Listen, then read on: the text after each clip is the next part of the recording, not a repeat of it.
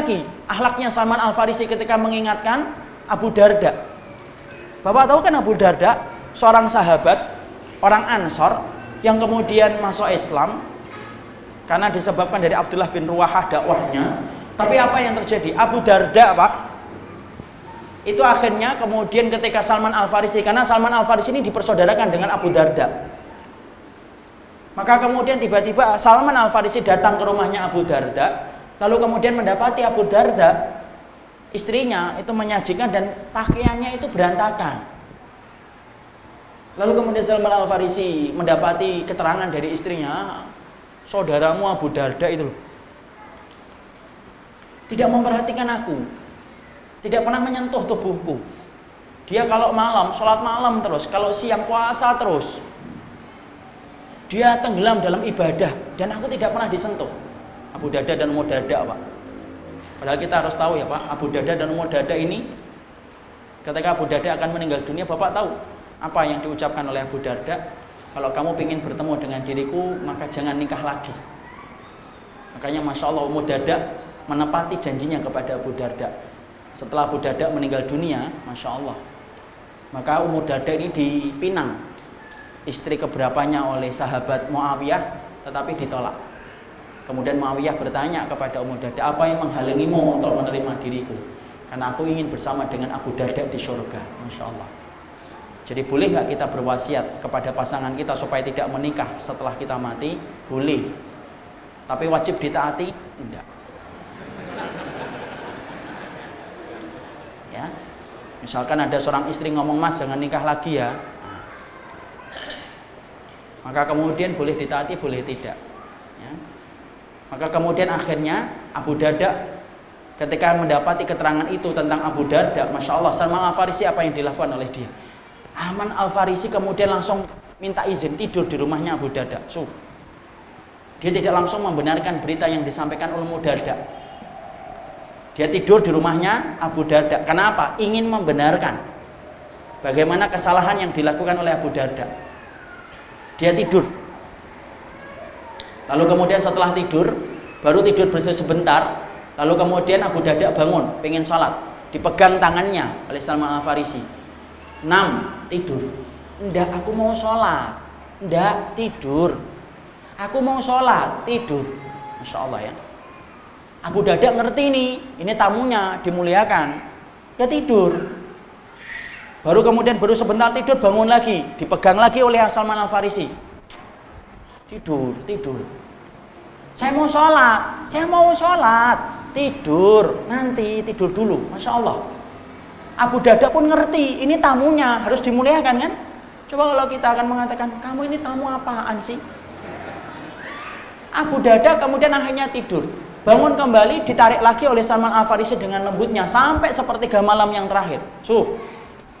Lalu kemudian apa? Barulah mereka sholat berdua. Mereka sholat malam, Salman Al-Farisi sholat, Abu Darda sholat malam, menghabiskan sepertiga malamnya sampai menjelang subuh. Perhatikan.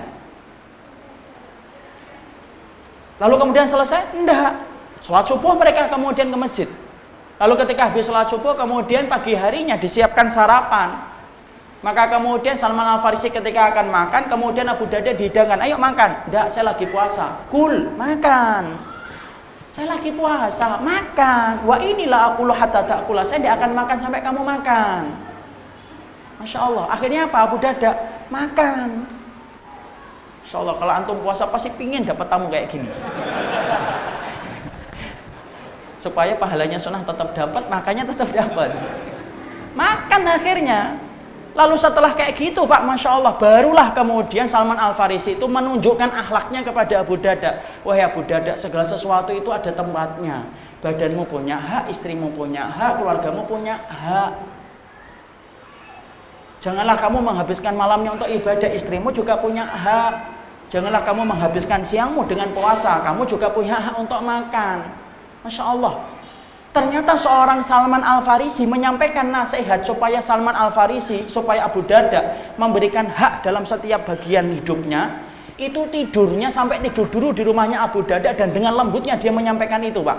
Padahal bisa diringkas itu habis isya. Bisa nggak diringkas? Bisa. Abu Darda sini, mau ngomong nih.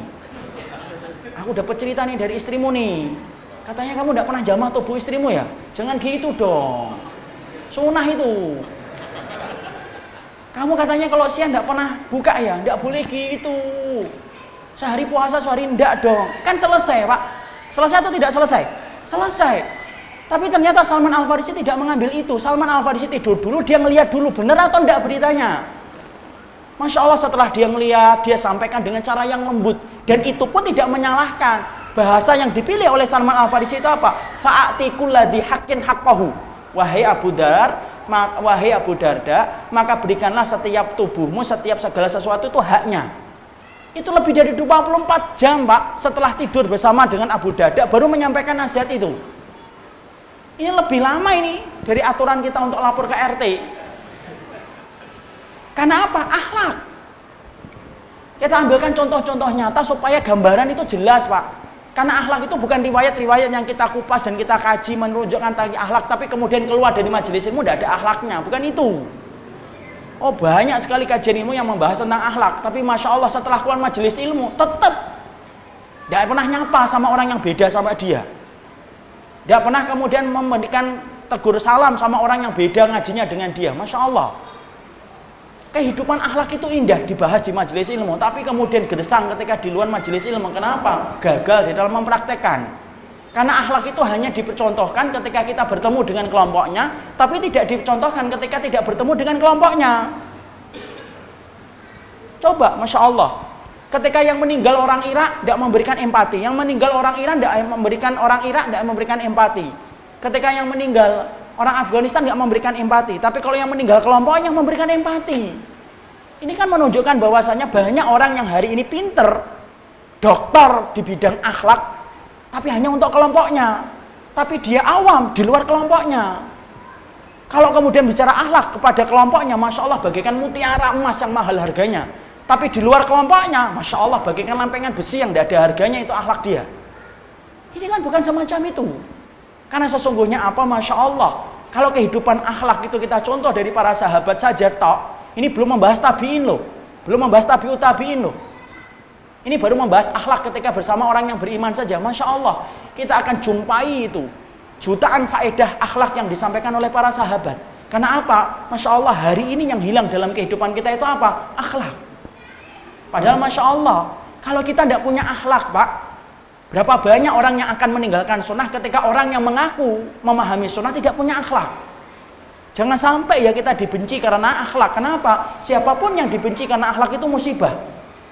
Tapi kalau antum dan saya dibenci karena kebenaran itu anugerah. Tapi kalau saya dan antum dibenci karena akhlak itu adalah musibah besar. Kenapa? Tidak ada nabi yang dibenci karena akhlak.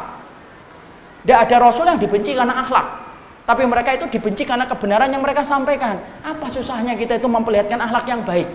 Apa susahnya bagi antum untuk mendoakan daripada antum menghujat?